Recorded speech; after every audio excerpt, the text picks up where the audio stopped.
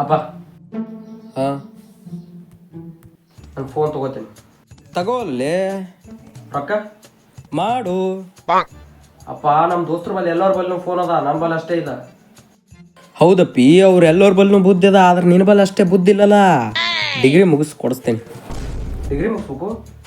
10th ಮುಗಿದ್ಮ್ಯಾಗ ಏನಂದು ಎಲ್ಲರೂ phone ತೊಗೊಂಡ್ರು, ನನಗೆ ಬೇಕು ಅಂತಂದೆ. ಅವಾಗ ಏನಂತಂದು PUC ಮುಗಿಸು ಕೊಡಿಸ್ತೀನಿ ಅಂತಂದು. ಈಗ PUC ಮುಗಿದು 2.5 ತಿಂಗಳಾಯ್ತು.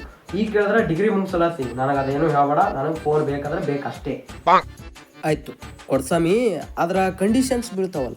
ಕಂಡೀಷನ್ಸಾ? ಓಕೆ, ಎಲ್ಲ ಕಂಡೀಷನ್ಸ್ಗೂ ಓಕೆ. ಏನು ಕಂಡೀಷನ್? ಫಸ್ಟ್ ಕಂಡೀಷನ್, ನಿನ್ನ ಹುಚ್ಚೊಳೆ ಮಕ್ಕಳು ದೋಸ್ತರುಗಳದ್ದು ನಂಬರ್ 1 ಇರಬಾರ್ದು. ಹಾಂ, ಓಕೆ ಓಕೆ.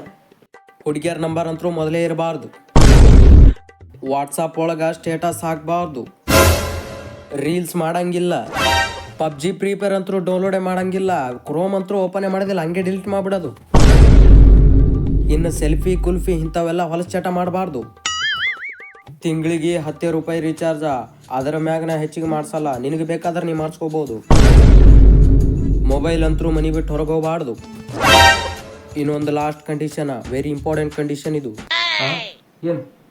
ದಿನಕ್ಕೆ 1 ತಾಸು ಮೊಬೈಲ್ ಕೈ ಆಡಿಸ್ಬೇಕು, ಉಳಿದ ಟೈಮ್ ನಾನು ಕೈ ಕೊಟ್ಬಿಡ್ಬೇಕು. ಅಪ್ಪ ಒಂದು ಕೆಲಸ ಮಾಡು, ಜೀವನ ಪೂರ್ತಿ ನನಗೆ ಫೋನೇ ಬೇಡ, ಓಲ್ಡ್ ಸ್ಟೈಲ್ ಗಟ್ಟಲೆ ಲೆಟರ್ ಬರ್ಕೊತ ಕೂತು ಬಿಡ್ತೀನಿ. ಅದು ನನ್ನ ಮಗ ಅಂದ್ರೆ ಹಿಂಗಿರ್ಬೇಕು. ಆದರೂ 2 ದಿನಕ್ಕೆ 1 ಲೆಟ್ರ, ಪೇಪರ್ ವೇಸ್ಟ್ ಮಾಡಂಗಿಲ್ಲ.